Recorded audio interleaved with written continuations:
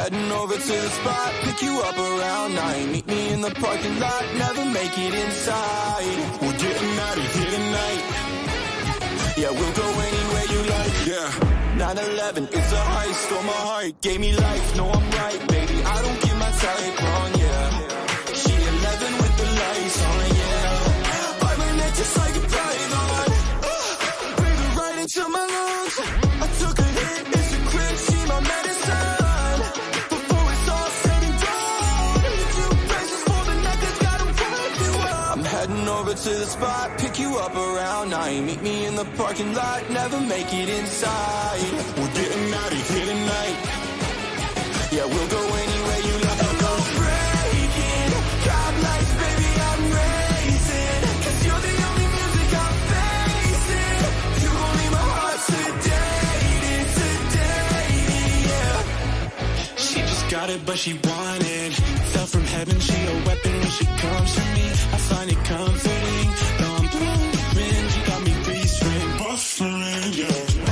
I sold the plans for your demands.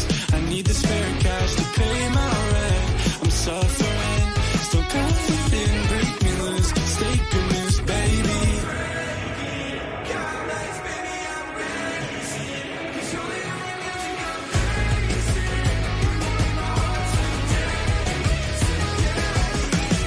I'm heading over to the spot, pick you up around 9. Meet me in the parking lot, never make it inside. We're getting out of here tonight. Yeah, we'll go anywhere you like. I'm not breaking cop lights, baby, I'm racing. Cause you're the only music I'm facing. You gon' leave my heart sedated, sedated, yeah.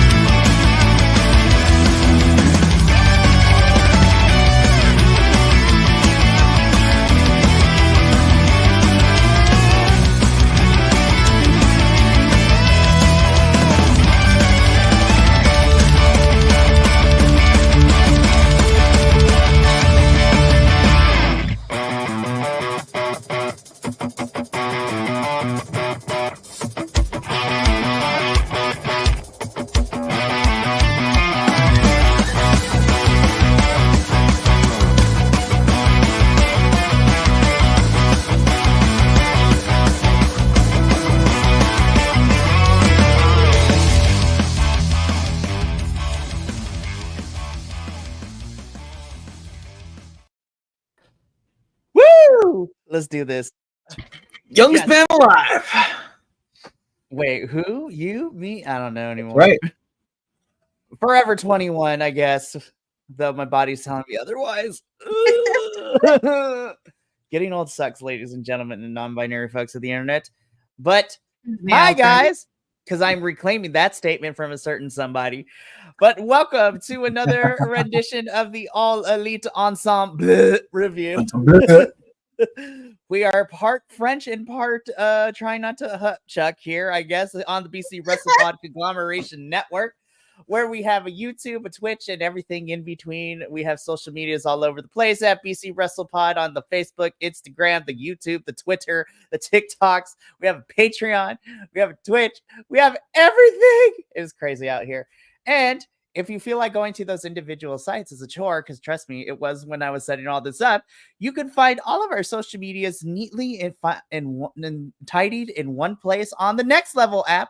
Just search us up at BC WrestlePod, and there we are with all of our stuff. We also have some merch you could buy as well, which is super fantastic.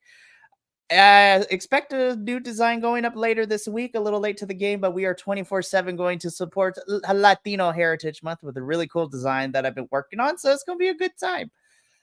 But now that we've done the housekeeping out the way, let's get to the real meat and potatoes, or why we're here, because we are here to talk about the state of AEW wrestling.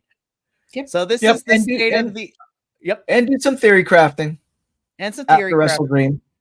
Fair. Yes. So we are having, this is our debrief show where if you are new to us here, we usually have this debrief show after a pay-per-view has happened to kind of recap some of the more crazier parts of the pay-per-view, as well as talk about where we think this is going, have some conspiracy theories, theory crafting, whatever you want to call it. But we're going to be talking a lot of mess here because we got some good things and some bad things to talk about this evening. So strap in. It's a wild ride for sure. But let's start off with some good stuff. So not necessarily wholly AEW news, but related to it. The PWI just released their 2024 Women's Top 250 list. And I will go over the top 10 in a little bit, but this is AEW related because Miss Timeless Toni Storm has topped the list, and she is 2024's number one women's wrestler in the whole entire world, which we love to see. Oh, it was so beautiful. I was just like, yes, Miss Toni, you deserve it. Accolades, Miss Toni. Brava. It really is. Brava. Brava.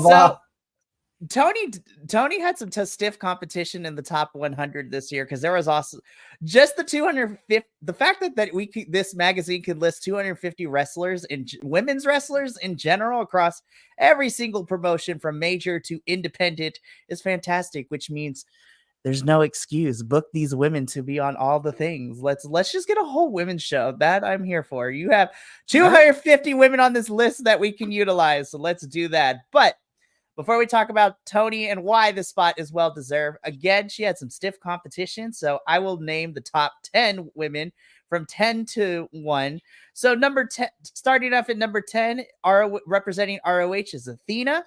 Number 9 from AEW, Mariah May. Number 8, representing AEW, Willow Nightingale. Number 7, representing WWE, is Bayley. Mm-hmm. Number 6, representing Stardom in Japan, is Suri. Number 5, formerly representing CMLL and now representing NXT over in WWE, Miss Stephanie Vaquer. Number 4, representing Stardom, is Micah. Number 3, representing WWE, is Miss Rhea Ripley. Number 2, representing TNA, Miss Jordan Grace. Number 1, of course, representing AEW, Miss Timeless Toni Storm. Listen, that's a pretty solid showing for AEW as a whole. In the top 10, Yeah. Well, even breaking into, I said this earlier in the chat too, that AEW women kind of dominated the top 100 a little bit. So if I pull up that image real quick, I love that I still have it. So there's a lot of AEW and ROH women representing the top 100. So I listed the top 10, but rounding out the top 100 at 93 is Anna Jay. 81 is Marina Shafir. 65 is Thunder Rosa. 55 is Queen Aminata. 51 is Red Velvet. Number 39, Deonna Purrazzo. 36, Chris Statlander. 33, Billy Starks. 31, Hikaru Shida. 20, and rounding out 26, because we already talked the top 10, is Miss Julia Hart. So the AEW we're still waiting women, for her to come back. Yeah, exactly. But shout out to the AEW and ROH women for cracking into the top 100, because again, they had some stiff competition this year. Yeah. But let's talk about why I brought this list up. Miss Toni Storm. She is by far the best character and the best wrestler combined when it comes to the women's division across everything from what we do cover to what we don't cover. Because Homegirl is in her Beyonce Renaissance era, if you will. She just turned herself around. I wasn't sure how this character was going to stick. But then when she had the match against Sky Blue, where we got to see that very now infamous clip of picture-in-picture where Toni Storm, not even the full regalia yet, doing the whole accent and everything, picture-in-picture, yelling at the crowd, I think it's time for a titty slap. and then proceeds to do the chop on Sky Blue right in the chest. And then of course, she follows it up after Sky leaves. She's like, give me those titties, eh? I'm just like, I was like, this is stupid, but I'm here for it. But lo and behold, that is what set us off into the renaissance that is Timeless Toni Storm. And I will argue is the best women's story we've had the last year or so, too, with her feud leading into her match against Mariah May at All In. Sorry. Too many alls up in here. So I'm gonna start with Alice. So Alice, Timeless Toni Storm, we always talk about how great she is. So why don't you tell us some of the aspects that you like with Toni and why it's well deserved that she is number one on this list? Oh my gosh. Her commitment to the bit, right? Like 100%. There is never a doubt in my mind that she is not committed, right? She takes something and she runs with it. And she is Timeless Toni Storm. Like, she steps out, right? And she is that character the whole time. The whole time. In the spots in the ring, she's that character, it works for me. I love the old film vibe that we're going with. I love that she's sort of picked that mid-Atlantic accent, which is very common in the older films, and being sort of and dramatic with it. I love it so much. And I think there's so much room for her to play with it because she's decided to go with classic Hollywood film, which means if she plays around with like genres and things like that, there are endless things that she could pull from. And she did that a little bit leading up to All In, right? Where she was kind of like 80s spy star for a little bit, right? And then went back to the Timeless, right? Yeah. So I love this. It's really working. And her in-ring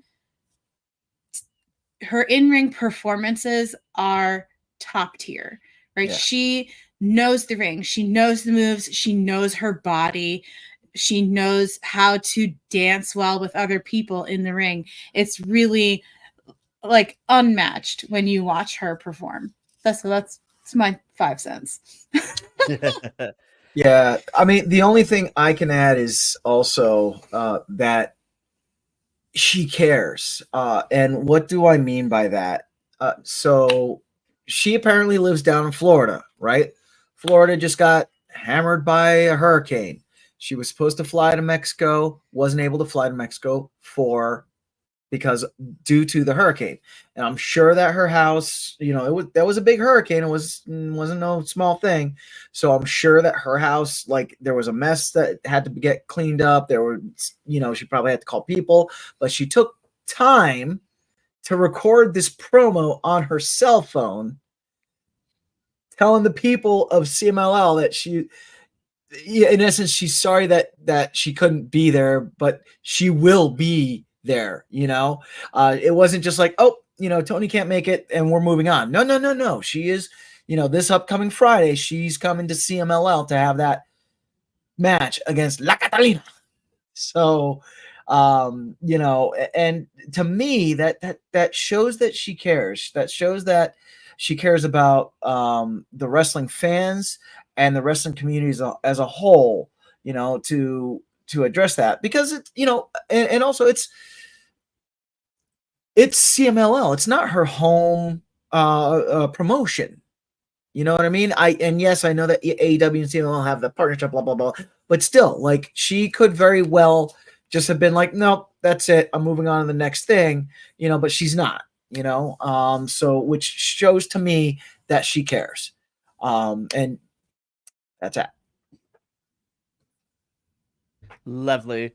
The last thing I'll add before we move on to our next topic too, I think what makes Toni probably well-deserved for her number one, it doesn't matter, and we've criticized how we build our women's feuds in AEW for the longest time, but kind of rolling off of what you said, Adolfo, with Toni's caring, She puts over her opponents in every single promo she does leading into it.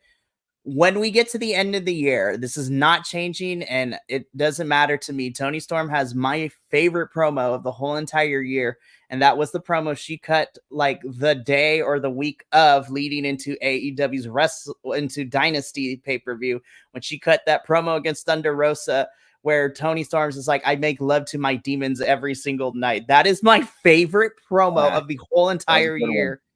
And so I'm just like, she cares, and she makes sure that whoever she's working with, she finds something about them to put over, even if it's in this very vaudevillian kind of satire status of what she does. But she makes me care about those matches.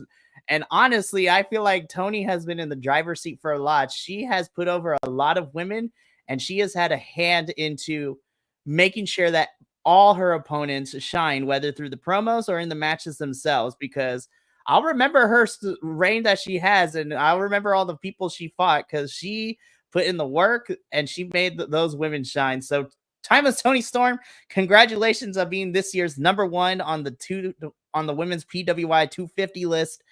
Oh, you are so great, and it is fantastic to see you.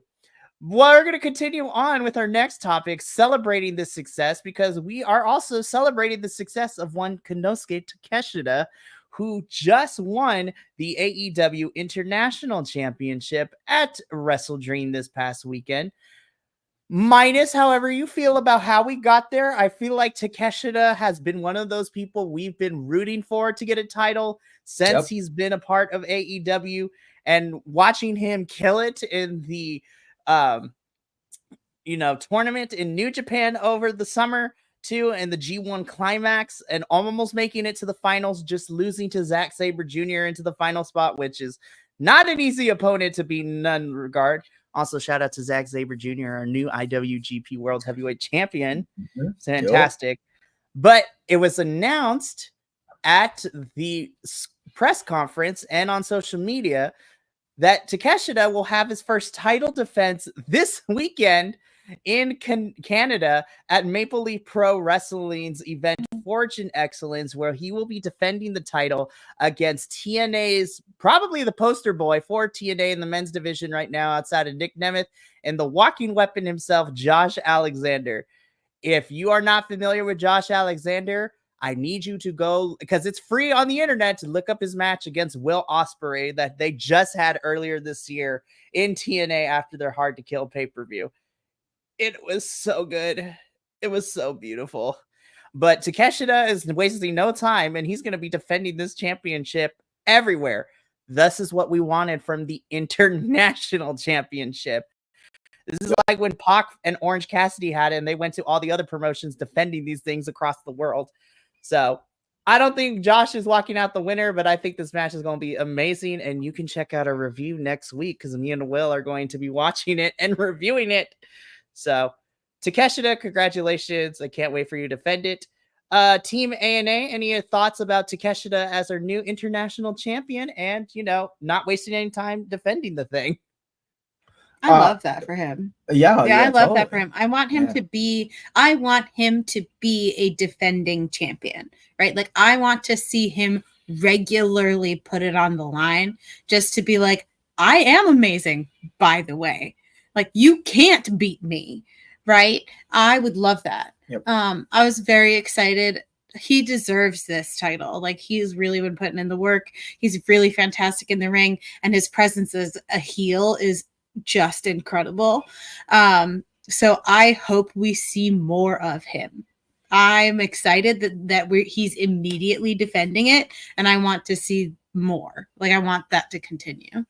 Yeah, and as I mentioned last night, I feel that is going to feed into that whole, well, you won the championship, but you didn't win it clean. You had to have your boys come in and help, So now this is Konosuke Takeshita going out to prove why he has the gold. I mean, we know why he has the gold, but, story-wise, like, he's going out to show people why he is the international champion. And that's why I think it makes sense for him to be a defending Exactly. title holder, because he has something in this story. He has something to prove.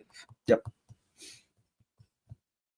I'm excited for this run with Takeshita to just go all over the place and just destroy everybody in his path. I am so excited. Alrighty. I hope it's I hope it's a good like 5 to 6 month run or longer. I hope that they don't just flip the international championship at the next pay-per-view. I don't want. I'm just going to get into this now. With the international belt, I don't want Ricochet to win it yet, right? If you're gonna put gold on Ricochet, just because he's a big star. He's a big star that's on AEW. I feel that even though it was a short gestation, if you will, for this story, I feel that it was the best way to get Ricochet into that limelight and keep him in that limelight. I feel that he should be a heel in Takeshita's side. He should be a heel in the, and I don't mean heel as a bad guy. I mean, you mean thorn in his side? Thorn. I apologize. A thorn. I'm sorry. My English is as pretty as I am. So yeah. Did you call yourself ugly? Yep. I take issue with that. So I take umbrage with that. Yes. Right. So he should be a thorn in Takeshita's side. He should be a thorn in the side of the Don Callis family, but I mean, if anything, if we're talking about Ricochet right now, right?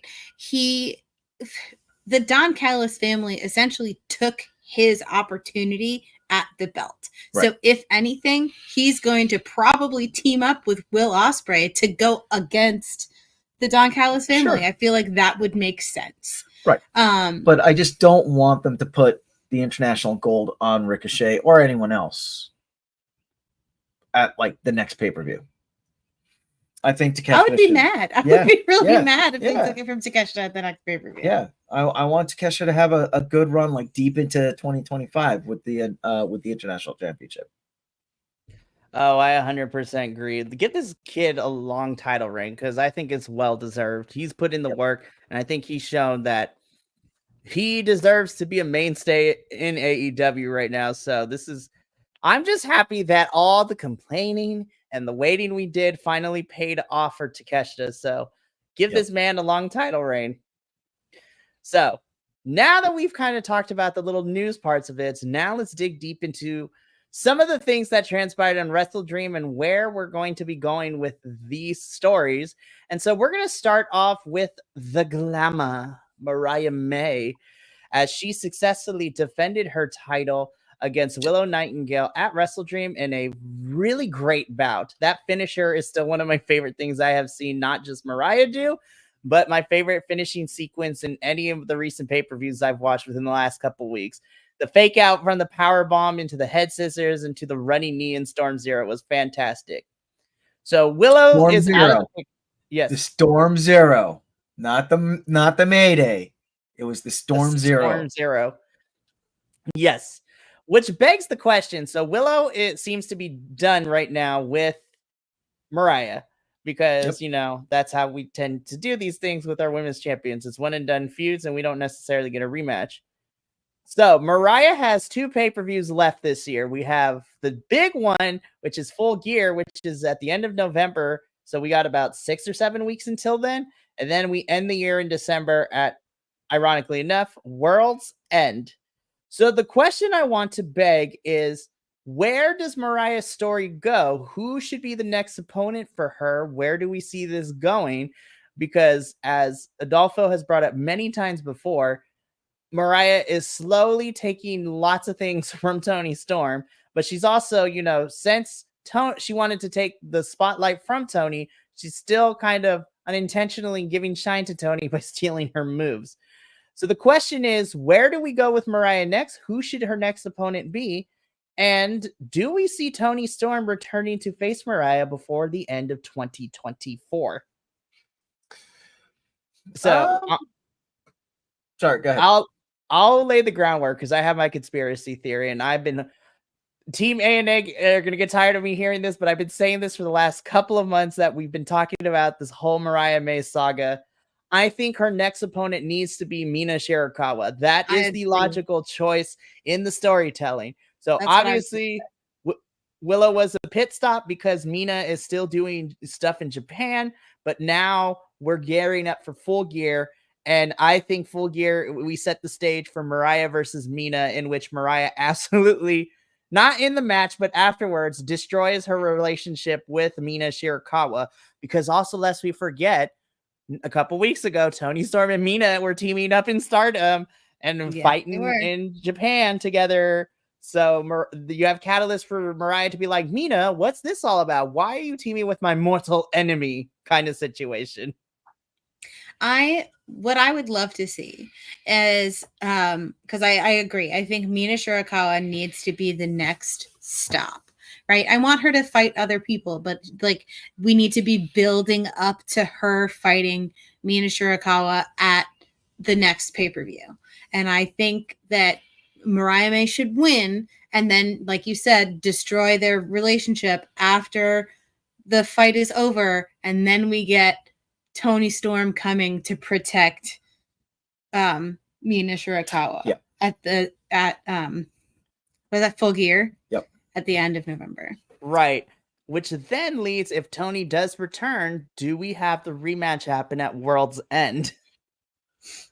So I'm going to take a little bit longer to get there. I feel that Mina Mariah should actually happen at the Tokyo Dome.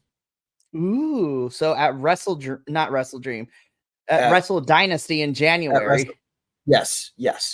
I feel that Mariah should keep defending because she's been a fighting champion, which has been fun to see.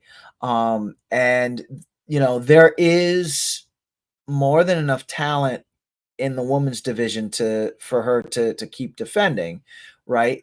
But I would love to see like a slow burn leading to the Tokyo Dome, Mina versus Mariah, in that, like, you know, like I had mentioned last night, people digging into Mariah and saying, yeah, you think you're that good, but it's the moves that you stole from Toni Storm that are winning your matches. Your moves aren't winning your matches. And then say, you know, like a month or maybe after just after Full Gear or something like that, some salacious pictures, scandalous pictures come out of Toni and Mina, you know, that Mariah like finds, you know, that kind of like feeds further, and that feeds into the why, you know, now we start really getting into why are you with my mortal enemy, and then, you know, Mina can be like, you've changed, Mariah, you know, and like and then finally just the pinnacle is at the Tokyo Dome, you know, and that's when we have Toni Storm come in and you know, save Mina, or you know, or vice versa, you know, but I would like to see it all culminate at the Tokyo Dome in January. Nice. Because then moving forward, I would like to see the reclamation of Toni Storm. Right, which then, by your logic, because after Wrestle Dynasty, there's nothing in February for AEW, which means you literally have a whole month and a half to build up to what I would assume in your logic to be Toni versus Mariah 2 at Revolution in March. Yeah. Yep. Ooh, I like it. I do like that we differ in when it happens, but we all agree that Mariah should face Mina as her next big opponent for this title. Oh, yeah. And let's culminate this story. This is the best women's story all this year, and I do not care. You can at me up for it. But Tony and Mariah has been the best women's story in wrestling within the last 5 years. I will put it at that level. Last little tidbit just on this topic. Do we think when it comes down to Mina versus Mariah May that Mina would have a chance to take the title from Mariah May, be it through shenanigans by Tony Storm or just winning clean? Do we think that AEW would put the gold on Mina Shirakawa? No. Eventually, but not having Mariah lose to Mina for it. Yeah. Okay. All right. At least not at this stage. So, but yeah, we're excited to see what happens next with Mariah, and we will just have to wait and see what happens. All right, kids, we're going back to the woods that was Wrestle Dream, so get out your machetes because we got some vines and entanglement to cut apart with this next one, because Lord have mercy, we had 4 different returns happen in one singular 5-minute section of the pay-per-view. So after the TNT Championship match of Jack Perry and Katsuyori Shibata, Jack Perry, the scapegoat, attacks Katsuyori Shibata, and first we have Daniel Garcia come out for the save. Jack Perry and Daniel Garcia have a face-off. Cool. So it's probably teasing Jack Perry and Daniel Garcia fighting. Not mad at that. Right. Had we ended there, I would have been okay, what, fine. No, because then MJF's music hits and Mr. Maxwell Jacob Freeman returns from filming Happy Gilmore 2 and a couple of other things. I do appreciate that Daniel Garcia was looking everywhere because he was not going to let MJF get the jump on him. MJF gets into the ring. Daniel Garcia, MJF have stare off. Scapegoat attacks Daniel Garcia. MJF attacks Daniel Garcia. Cuts a promo on Daniel Garcia. Has the diamond ring back all of a sudden and is getting ready to punch Daniel Garcia with diamond ring. And then we get, it's all about the boom. Adam Cole returning, who I was worried when he was running down the ramp that he's going to break another ankle just running. And you could tell that it's not where it needs to be right now. But he chases MJF off, and I'm like, Adam Cole, a baby face? Question mark? What is happening with all of this? Yeah. So, but this was in the span of 5 minutes, and this was such an overstuffed 5-minute segment. This was a wreck. Holy crap! We could have did this on a Dynamite, and I would have been okay with it, but not on a pay-per-view, because poor Shibata was an afterthought to all of this. Shibata was an afterthought, and even Daniel Garcia was an afterthought. Yeah, they MJF and Adam Cole. That's his name, right? Yep. Got such a pop that it felt like Daniel Garcia was just a prop, left over that everybody forgot about. And he's laying in the ring.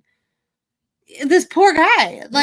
We should have just teased the Jack Perry, Daniel Garcia thing. Yep. And moved on. The shoving MJF and Adam Cole in there did not feel right. And again, what? Babyface Adam? Wait a minute. What happened? Yeah, we spent the better half of 2023 building him as the BBEG, and now he's not. It was very confusing. Even early in 2024 when he was doing I was mad at the crowd too because he got such a big pop and they were like, bang, bang. I'm like, no, stop that. He was a guy. What are you doing? Yeah. All 21,000 of you. Stop it. Even in early 2024 when they were doing that story time with Adam Cole thing, Bebe. But the whole Bebe thing was out the window. He was evil, sinister, Dr. No Adam Cole, and now we're back to boom, baby, which I don't know how to feel. That's fine, but we can't completely ignore the fact that Adam Cole stabbed MJF in the back. No, you Like, we you are can't 100% ignore correct. that. You are 100% correct. Which I also feel that jamming all that stuff in that 5-minute segment also did a disservice to that story as well. You know, like, you're right. We could have had that on Dynamite and made that into like a good like 10-minute long segment.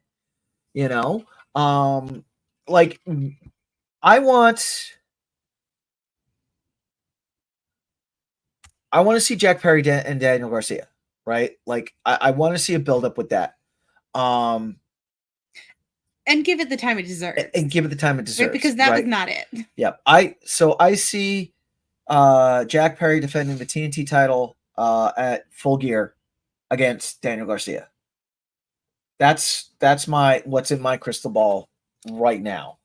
I don't want MJF going after Daniel Garcia to like continue that beef, to then also get intermixed with Adam Cole. Because like, the other question is Adam Cole has it been cleared to return? I have not seen anything, and I feel that like Fightful Select would be like one of the first ones to report that Adam Cole is cleared for in-ring action again. And I haven't seen any of that.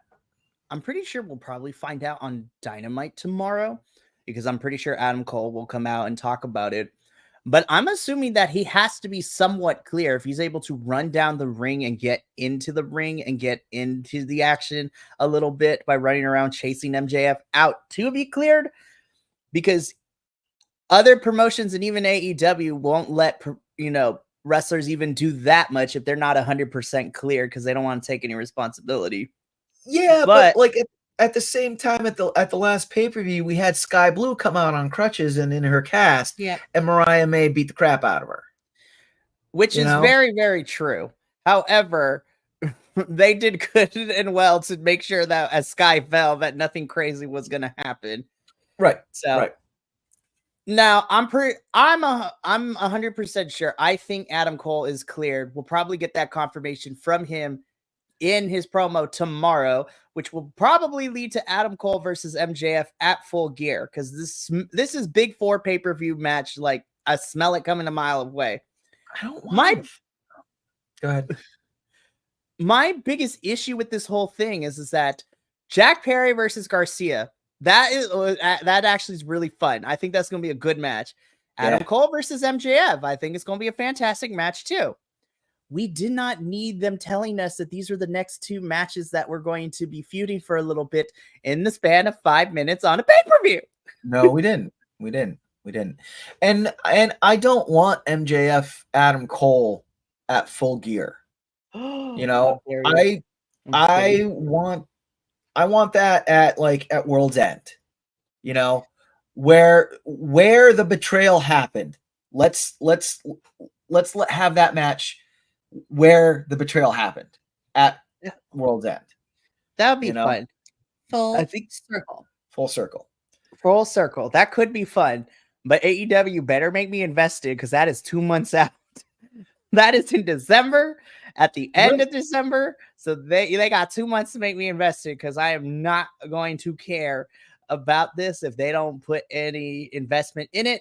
Just like I didn't care about the next person we're talking about. I love him down, but I did not care about the match he was involved in at Wrestle Dream, because Mr. Kung Fu Chicken himself, Mark Briscoe, was successful in defending his ROH World Championship against, hi guys, the Learning Tree, Chris Jericho. Right. I told Adolfo, I was just like, and I was telling my friend as I did the rewatch on Sunday, I was like, I swear, if Chris Jericho wins, I'm turning off this pay-per-view right now, and I do not care. I will watch clips online for the main event, but I will turn this pay-per-view off right now. Thankfully, Mark Briscoe was successful. He is still our ROH World Champion. So this is going to be a little bit of a me show, because I, along with the only 3 other people that watch ROH in the world, apparently, Mark Briscoe has held this thing since I want to wait. He's had this thing since Death Before Dishonor. No, he won it at Supercard, I believe, back in April. So he's held this thing for quite some time now. Yep, he won it when we were in Puerto Rico. So yeah, so that would be a Supercard of honor. He beat Eddie Kingston, the Bum, the king of the bums, if you will, for the championship. And you know, Mark Briscoe, love him down, has ROH history, but I'm ready for a new champion. So we are going to put our conspiracy theory hats on who should be the person to dethrone Mark. I have my theory, but I am going to go last on this one. So I'm going to go to Team A&A first. Team A&A. Yes, I'm leading this conversation, so I'm telling who goes first because I don't know if we're thinking the same thing or if we're going to be on different pages, but I'm going to go to Team A&A first. Who do we see dethroning Mark Briscoe as ROH World Champion? Matt Taven. That's a good one. That's a great one. That's a great one. I want that. I want that fight right now. I feel like that by the way, Matt Taven is so good. Like, I feel like people don't talk about how great him and Mike Bennett are as a tag team and just individual wrestlers, but Matt Taven is just amazing. Yeah. He really is. He really is. Babyface Matt Taven versus babyface Mark Briscoe would actually be a really great match. Yeah. Because again, side note, it looks like we might be turning the Undisputed Kingdom babyface because they've been doing babyface things like shaking hands, like being nice when they were talking to Beast Morthos about him siding with LFI. Like they didn't attack him. Like we might be getting a retainer, my guy. Matt Taven would be an excellent person to dethrone Mark Briscoe. That'd be a fun match. Adolfo, are you thinking along the same lines, or do you have someone different in mind? My brain is stuck on Taven right now. You're welcome. Because I'm like, he would be a great champion, you know. Because we know that he's got the work ethic to not only be on AEW but go down to ROH. Because when the Undisputed Kingdom was the tag ROH champions, that's what they did. Yeah. They went and they defended the belts on ROH, one of the only ROH titles that was defended on ROH. So yeah, no, I'd buy that for $1. Ooh. All right, so Team A&A say Matt Taven, and I love that. I have somebody completely different. So this is me dream booking a little bit. So take this with a grain of salt, if you will, right? So Mark Briscoe continues to be a figure, if you will, as part of the conglomeration. Shoot, we probably built the whole faction around this man, honestly, after he dropped the word in that one promo, and now we have a whole faction of it. So Mark Briscoe, Orange Cassidy, everybody in this is kind of picking up dubs and teaming up a little bit. However, if we look at every single member of the conglomeration, there is one person who just can never get the job done when it counts, never can get the job when it matters. And I believe that the person that is going to dethrone Mark Briscoe for the ROH championship, because he's going to get frustrated and first turn heel and then betray the conglomeration and then take the title from Mark Briscoe. And that is Mr. Kyle O'Reilly. Because of every member of the conglomeration, Kyle can never get the win when it matters. And if the conglomeration lose, I've been noticing that Kyle's the one that usually gets pinned in these matches. So he's always on the losing end. I mean, Rocky Romero could have been there, but he's too new and he hasn't lost enough. But Kyle has been losing.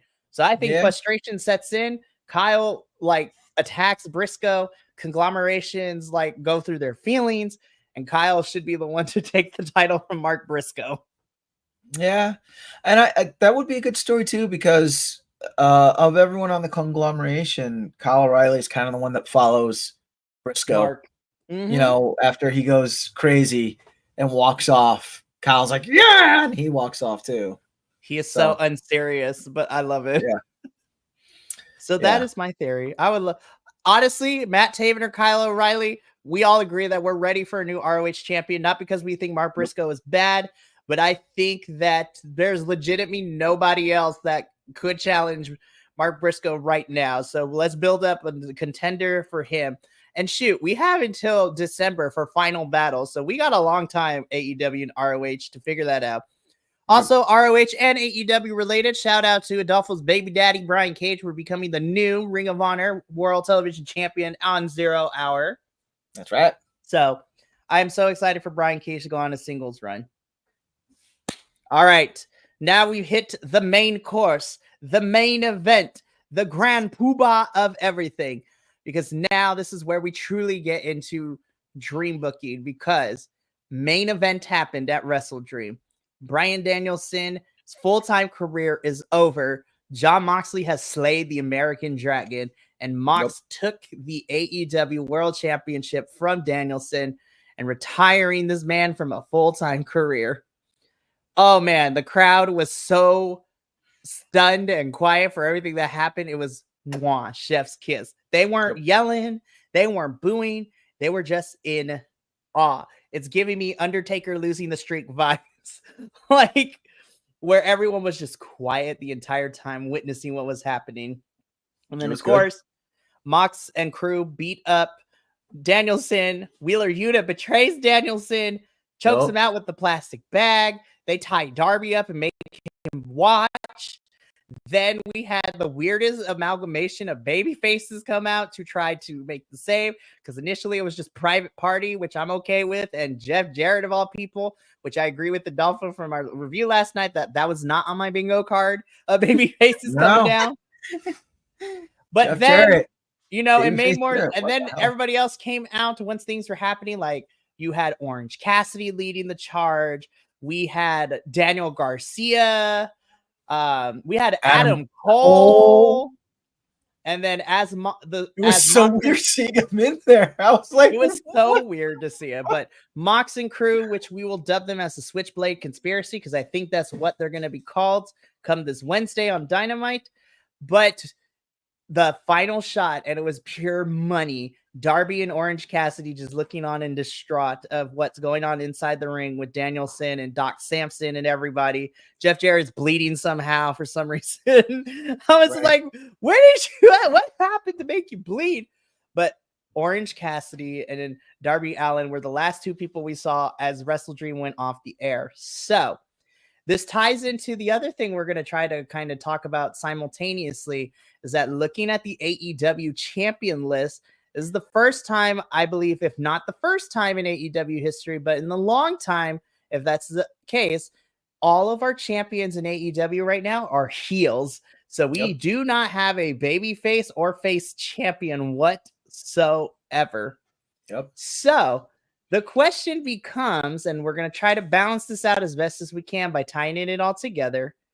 With all of our champs being heel, who do we see potentially dethroning them?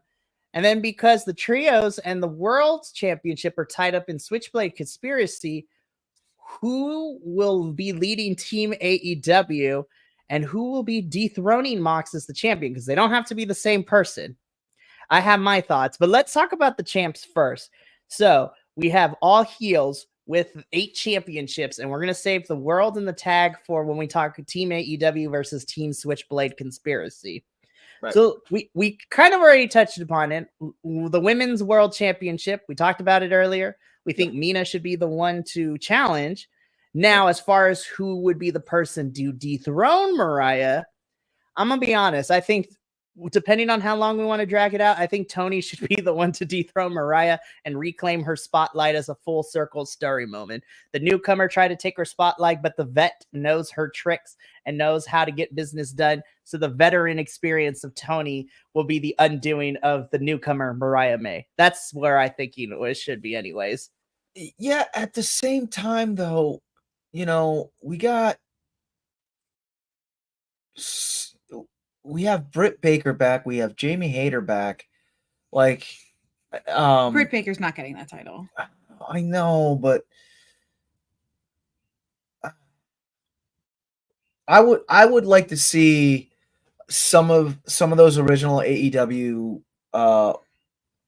women's talent kind of be in that mix up. To then, like, yes, I would be happy if Tony Storm didn't end up with that, but like, I don't know. I don't know. I agree with Mikey. I think it should be a full circle moment, and I think Tony should dethrone Mariah, and then we can move forward with other people in the mix to dethrone Tony. And maybe her second reign as the women's world champion is shorter than her first one. And there's a plethora of women who have ties to Tony outside of Mariah that we still need to revisit. Yep. Like when Tony gets the title back, the first feud I would love to see it. Well, actually not the first one, but Tony goes through a couple of people on that list who have connections to her. But then the big feud, in my opinion, where Tony loses it is I think Jamie Hayter should take the title off Tony, because lest we forget, Tony was the one that beat Jamie at Double or Nothing 2 years ago when Jamie was injured and we had to get the title off her. So that's why we had like that 4-minute match where, you know, the Outcast 1.0. That was so weird. That was such a weird match. Yeah.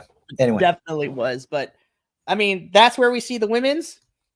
Okay. Tag team title match. So the EVPs, the Young Bucks, are still our champs after Wrestle Dream. Yep. I feel like this is the same problem we have because the Bucks have pretty much gone through a majority of the tag teams that were contenders. They beat the Acclaim. They beat FTR. They beat Private Party.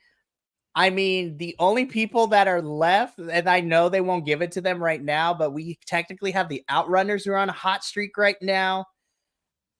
But other than the Outrunners and possibly MXM Collection, I love them to death. Grizzled Young Jets. The Grizzled Young Jets are there. I mean, so that was the whole thing when they came out at All In. The Grizzled Young Jets. We want those belts, and then like, what happened with that? Are we like? I don't know. GYV just lost to the Outrunners like what 2 weeks ago on Collision, so I'm just like, I don't know what we're doing with them. I'm a little disappointed in Team Fish and Chips, not by them, but how we're booking them. Yeah. Because I'm like, I guess we're not. Okay, fine, whatever. Honestly, because they teased it, I guess the next opponents for the Bucks would be Top Flight. But like, you have to build Top Flight the same way that you built Private Party, because I want those boys and I want to be yelling for Dante and Darius to take those titles from the EVPs. And then let's go Top Flight, Private Party, and a feud. That's what I want to see. Yes. Don't forget we have House of Black is always lurking in the background. But I think they're better functioning as a trio. I understand they do a lot of tag team stuff, but I don't see them holding the belts. The tag titles at least. Yeah. We'll revisit when we talk about the trios, because spoiler alert, the House of Black is at my top to dethrone BCC in this.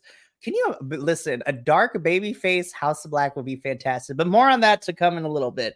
Yep. But yeah, it seems that we're building to Top Flight and the Bucks, but I'm just like, you got to make me believe that that Top Flight has a chance to beat the Bucks, because we've ran through almost every single tag team we have right now. Yeah. And we're running out of contenders. I mean, Top Flight has been getting a pretty good push lately, you know. They need to be built up more. I don't believe that they can beat the EVPs right now. No, fair. But I would like to see Private Party with this new look, Private Party, right? I would like to see them kind of go back and start building that win record again, right? Mm-hmm. Then at Full Gear, we have Top Flight versus the Young Bucks. Young Bucks retain again. At maybe World's End, or maybe even at the Tokyo Dome, that's when I would love to see Private Party, Young Bucks take two. Right. But this time where Private Party gets the belt.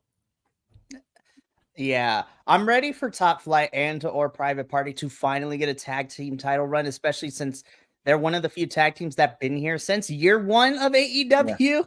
And they have about now, of course, granted injuries and everything, but the fact that in that 5-year span they have not had a tag team title run is crazy to me. So I love the EVPs, I love the Bucks, but I'm also ready for a new, fresh tag team to get a run with the tag belts, similar to how I was loving the Acclaim when they beat Swerve and Keith Lee for the tag titles.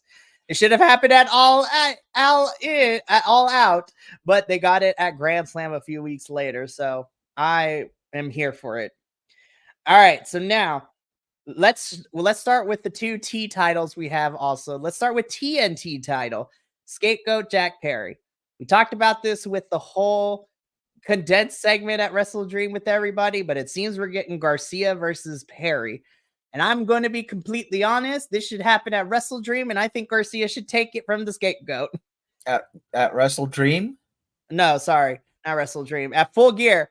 There's Full so many Gear. wrestling pay-per-views, but Full Gear. Have the match happen at Full Gear. Danny should be finally get this man a championship, because he's also one that I think also deserves a championship and hasn't gotten one yet in AEW. Yes, fair. But I will say though, I need to make this admission. Jack Perry has grown on me. I like Jack Perry. Like lovingly or like a rash?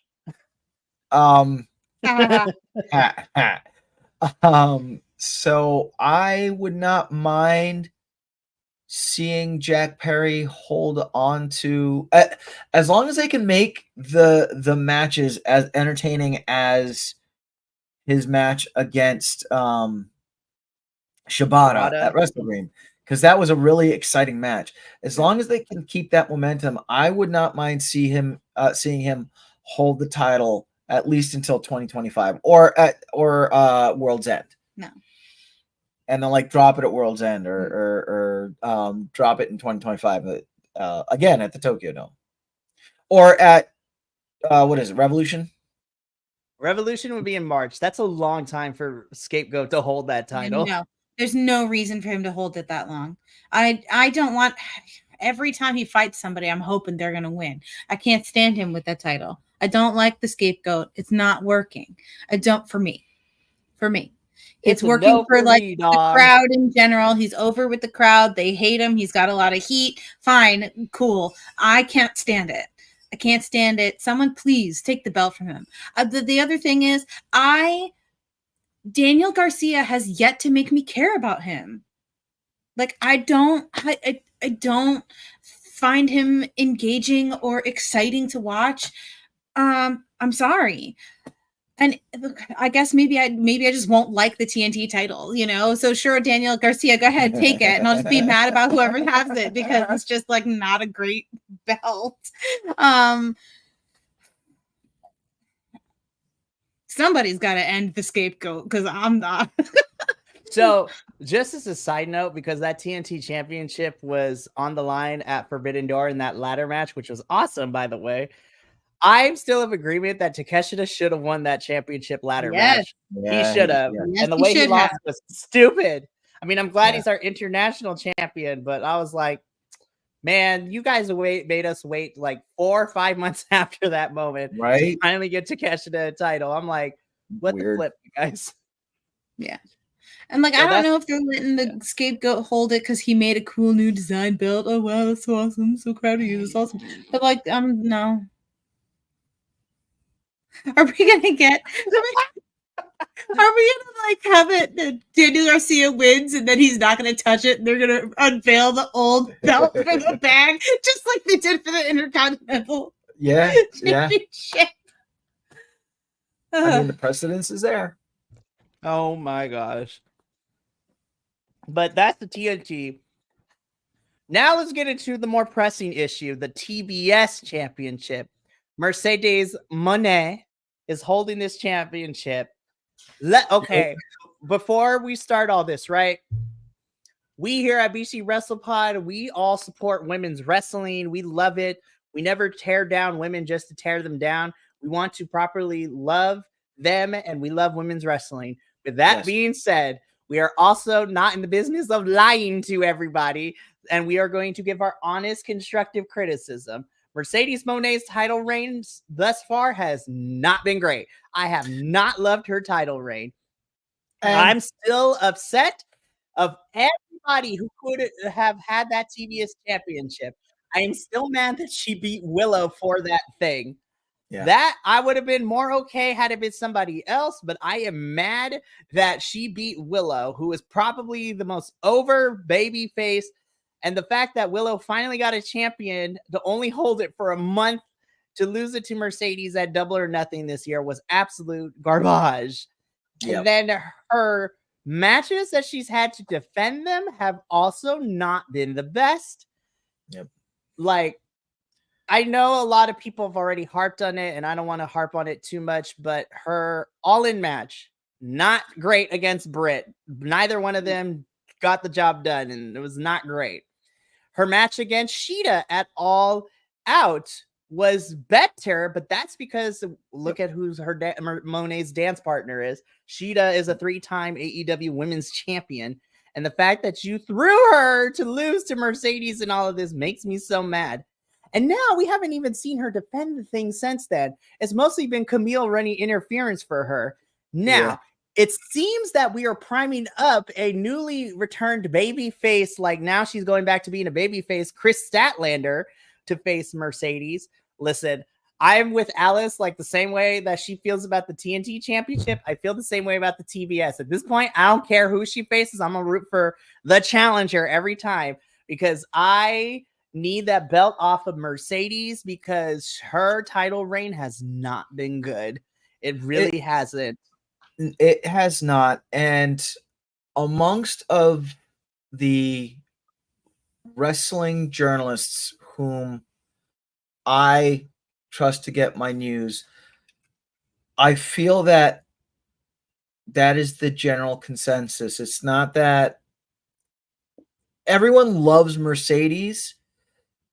She just hasn't been living up to the hype and living up to the potential. That she's so close, and that's what really is infuriating to me. I think that's where our frustration lies. Is she gets so close, but she can't execute the final step to get there. Like the gimmick is there, yes, right? Like you're just. And from the scuttlebutt I've been seeing, maybe what she needs is to join up with MVP and just help me out, Mikey. I think the Shelton Benjamin and all them. Her business. Yeah, her business basically. Right, yeah, and then I think that would be great for her. Right, and then MVP could be, the mouthpiece for her. She can bounce off MVP. In ring, she needs to wrestle more. She's very sporadic. Yeah, and she needs to get those reps in. I don't know if it's because of her extracurricular out of wrestling activities that she's been either like she's been booked with a lot of Hollywood stuff, or she has contracts in place that she can't risk getting hurt because she has to report to these shows or whatnot. But like that, see, that's the other side of that sword, though, is that she is so known. She's almost like a brand onto herself. So like that's really what's carrying that TBS champion is just her brand recognition, which is huge, without a doubt. Yeah. But I'm cheering for Chris Statlander. I hope that Chris Statlander takes the TBS title at Full Gear. Yep. But so the reason why I bring up the brand recognition is now we start getting into the business side of wrestling and the business side of AEW, and do you, from a business standpoint, do you put the title on Chris Statlander, who would be a great champion, and is a great person and is a great wrestler, or do you have Mercedes Moné, who is a Hollywood star, keep the belt. That way she can go to all these, because that's where we've been seeing her is all these like Hollywood press junkets and this, that, and the other. And she's had the belt on her, so it's, I don't know. That's fair, but then she needs to lose at least one of those titles. No, like the strong women, the NJPW strong women You're right. should go back to Japan. You're right. Yep, you're right. You are right. Again, I agree. I think Mercedes she beat. I mean, I got so mad. Anyway, I'm not gonna lie. I was really upset that Emi Sakura did not win. I was actually rooting for. That's what I just said.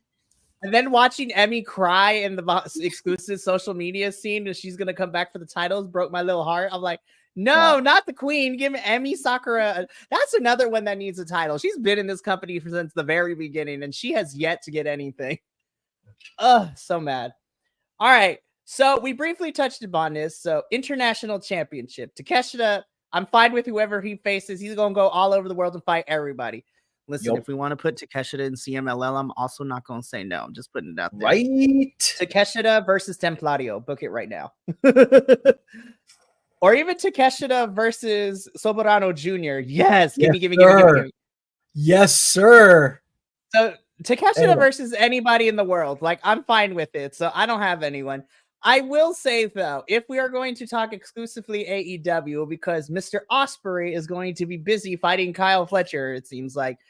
I go back to what we said earlier, and I think Ricochet should be the thorn in Takeshita's side for right now. I think that is the obvious choice. He did not get pinned in that match. Ospreay did. Yep. So technically, there is some credence for Ricochet to get a rematch down the line in some capacity. Ricochet's not going to win this thing, but hey, at least we have a feud there. No. Don't put that gold on Ricochet. Let him be the thorn. Cook, as the kids That's what we need. Let it cook. Let it cook for a little bit. At least we have something going on for the international championship, because I can't say what we got doing with the continental championship, because Okada, it seems Okada and Kyle O'Reilly are being squared up to be next, which I'm here for. Kyle's not going to win. But let's be real. I love the Rainmaker. I really do. But he's also another where his championship reign has not been great. He hasn't defended that thing much. I mean, he had that awesome match against Pac. I'm not going to lie. That match was kind of fire. That match was baller. And then his title was kind of on the line against Danielson, but only for the first 20 minutes. Right. And we knew he wasn't. That wasn't going nowhere. So I'm gonna be honest. I really don't know. You know what? I'm just gonna throw it out there because right now I don't know who should dethrone Okada, because I thought we would get Hangman Okada, but it doesn't seem that's the plan anymore. That's what I want hangers and Okada. Now, hear me out though, because I think that's still possible. But here's how I think we get it. I think Okada's holding this thing until the next Continental championship tournament, like we did the Continental Classic, which is coming up soon. I believe the names will probably get announced in November, and then winter is when we'll use them. So I think Hangman gets put in this Continental, wins the whole thing, and then beats Okada for the title. The other name that I will throw out there is, once Switchblade is done with the second person on his list, which is Christian Cage, is the second person I think he's going after. Have Jay White get back into this thing. And you know what? Jay White could also be a perfect Continental champion too. I want Hangman or Jay White to dethrone Okada, because they both have history with Okada in New Japan and elsewhere too. But as of right now, I love you, Kyle, but they ain't gonna give you that championship, and it hurts my little heart. No. Now, let's get into it, because the last two titles we have are the World's Championship and the Trios Championship, which are currently tied up with Mox and BCC, and the entirety of the Switchblade conspiracy is holding on to those things. So this is where it gets a little twofold, because we're going to do the same thing. Who should dethrone them and whatnot? But then who should be part of Team AEW to take on? Because it's Mox, Wheeler, Claudio, Pac, and Marina. So honestly, we need one woman on Team AEW, so that way Marina can fight somebody too. Because Honestly, Marina can fight either men or women. She will beat your butt no matter what. And that's cool with Marina because she will fight anybody. But hear me out, right? So I think that the team AEW should consist of, and I guess the numbers advantage would be a little weird, but I think leading team AEW is going to be Orange. I think Orange is going to lead the team because we also got that promo of Jerry Lynn talking to Orange that he needs to step it up and he could be a good leader in the locker room. So I think Orange leads the team and he is backed up, not by the conglomeration, but I think Orange is going to go into his bag to try to recruit people. And in my fantasy, it is Orange and House of Black teaming together in this weird way to take on the BCC and Mox. But Orange is taken out of commission. He can't get the job done. And this is when you have a new leader step in for Orange because he gets attacked or whatever. And the person that should dethrone Mox in my eyes is Darby. Darby should take over for Orange. Darby should be the one to dethrone Mox. Darby is the perfect underdog to go up against Moxley and take the championship that he was cheated out of, so to speak, when he lost his championship match. Mox took the title opportunity away from him for Wrestle Dream, and so Darby should be the one to dethrone Mox. I don't have a timeline for this, but that's where I sit right now. Because I'm looking at the other baby faces that came out. They're all, to me, they're all going to be tied up with other things. Like Garcia's going to go after Jack Perry. Adam Cole and MJF are going to be feuding. So we need somebody who has a trios relationship with BCC, and that is House of Black. Because if I remember correctly, BCC took the titles from House of Black, right? Yes, they did. No, they did. No, they took it from the Acclaimed, right? Oh yeah, it was at the ladder match. That's right. These titles have been flopped around so much. Yeah. I think that House of Black should regain those championships, but that's my little fantasy. I honestly don't know what could happen, but I think Darby ultimately should be the one to dethrone Mox, and I would love to see House of Black dethrone BCC. So I can see in the near future, I feel that Pac, Claudio, and Wheeler, going with whatever name they're going to go with, are going to be futzing around with the conglomeration. And then I feel that that's going to start building towards towards House of Black, right? Blackpool Combat Club. I think it's important to note, right, because we have Marina Shafir on the Switchblade conspiracy. I think it's going to be the conglomeration because we have Willow. Yes, in the conglomeration. Oh, that's right. Yeah, I do see Orange spearheading the movement against Moxley, right? And Willow's part of the conglomeration, so she would fight with Shafir. And we have a bunch of baby faces to pick from that group to fight with them. And I think that would be really, that's like two huge factions, right, fighting, and I think that's really interesting. I hope they can get Darby because I agree. I think it would be really meaningful for Darby to be the one to dethrone Mox. I see the weak link for Claudio, Pac, Wheeler is going to be Wheeler. Mm-hmm. He's going to be the weak link. And then on the flip side, for me, the weak link for conglomeration is, like we said earlier, I think Kyle right now is the weak link for conglomeration. Right. I have my only two questions kind of regarding the world championship is this. Mm-hmm. Number one,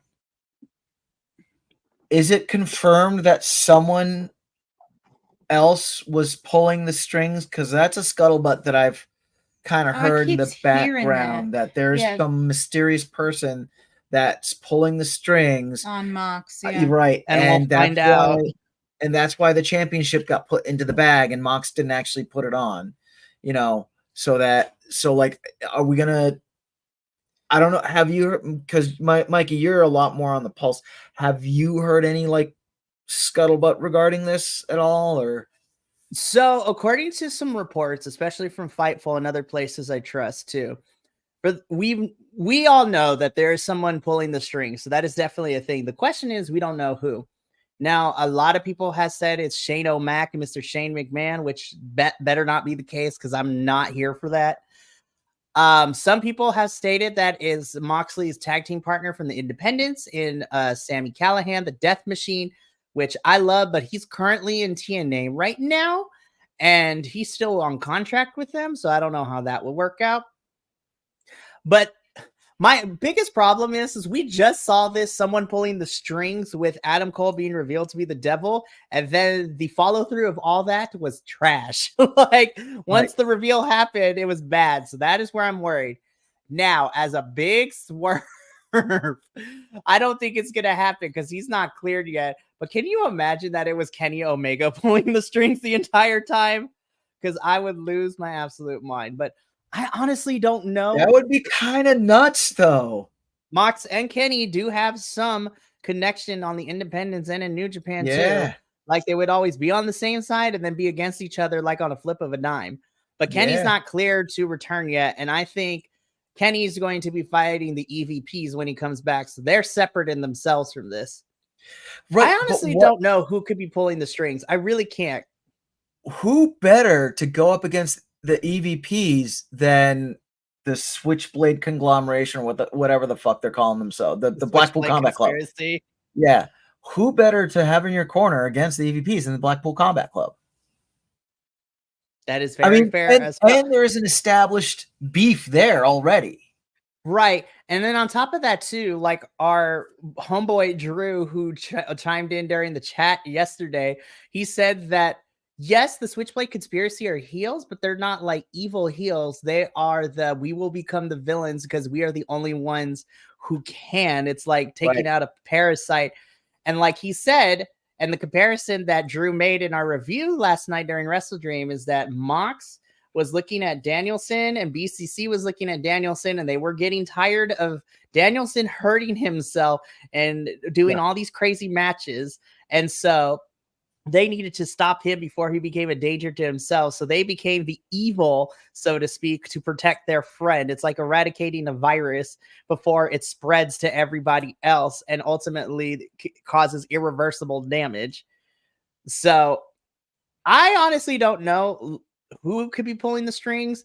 I just hope whoever it is, it's one, believable, and number two, the follow through, if there is a reveal, is great, because the Devil Saga leading into the reveal was fun.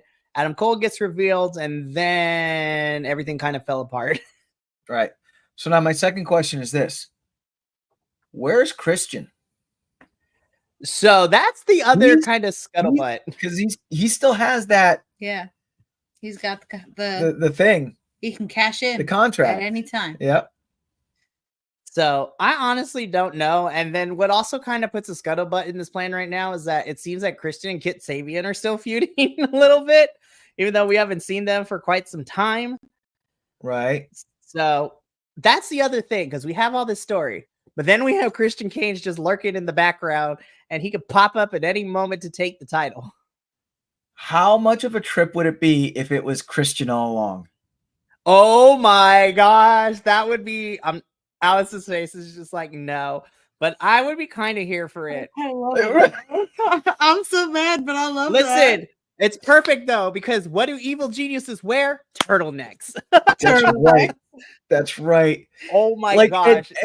And tomorrow night at Dynamite, when Mox comes on, he could just be like, let me bring out the person that, who's been pulling the strings. Christian comes right out, signs the contract, gives it to the ref, and in essence just takes the championship belt. Oh my, listen, if that is what happens, I will send $1 for like food or something. I will buy him a prize. Like, now you got me excited, because Christian was never on my mind, but now that we're thinking about it, I hope it's Christian now. I don't want nobody else now because that is kind of perfect. Christian all along. Because that makes sense because Mox did this to stop Danielson. He didn't want the championship. He wanted to stop Danielson from going, too far. And so he accomplished that by taking the title and then giving it to Christian because they could work out a deal. Oh, this is beautiful. AEW, don't mess this up. And when all this shenanigan came down, who was it that Jon Moxley stopped coming to the ring to beat on Bryan Danielson? He stopped the patriarchy. And the crazy thing is that Switchblade Conspiracy never put hands on the patriarchy every time they came out. They could have thrown blows, but they did not. Nope. Adolfo, if you end up being right, I might kiss you with Alex's permission. Be like, oh, you beautiful booking bastard. Mwah. Yep. And your consent, because consent's important and it's sexy in this household. That's right. No, I'm going to buy Adolfo everything if he is right. I do love that. Now I don't want it to be anybody else but Christian. Yeah. Evil turtlenecks for the win. Oh, man. And I think that ends it for the night. That does. That is fantastic. We got through all these topics in about an hour and 20, which is really good, which is about average, which is about on par of our normal reviews. But that is going to be it for us this week at All Elite Ensemble. Next week, we will be back to reviewing the regular Dynamite, Rampage, and Collision shows as we begin the road to Full Gear, which I'm excited for. And the reign of I'm sorry. He's such a good champion, though. I would hate him so much. I don't know why I'm trying to manifest that, though, now. Anyway. Sorry. Anyways. But we will be back next week for our next All Elite Ensemble review. Yeah. The rest of this week is also jam-packed. Tomorrow is a double dose of NXT and CMLL, which is going to be fantastic. Thursday evening, Andrew will be making a short return re-debut as him and I will be covering GCW Fight Club, which happened this past weekend. And then you can catch the Ring of Honor and the TNA reviews on Fridays. And then Sunday, we have our WWE review and the MLP watch-along Maple Pro Leaf Wrestling. It's going to be a great time because pay-per-view season's not over. It's going to be a good time. But myself, Alice, Adolfo, the rest of the All Elite Ensemble review team, and the rest of the BC Wrestle Pod, folks. Remember, take care of yourself, love one another, stay iconic, but more importantly than anything, you always deserve to finish your story. We will catch you tomorrow for the other reviews and next week for AEW review. But until then, sayonara, adios, and Billy Stark's outro. Catch you later.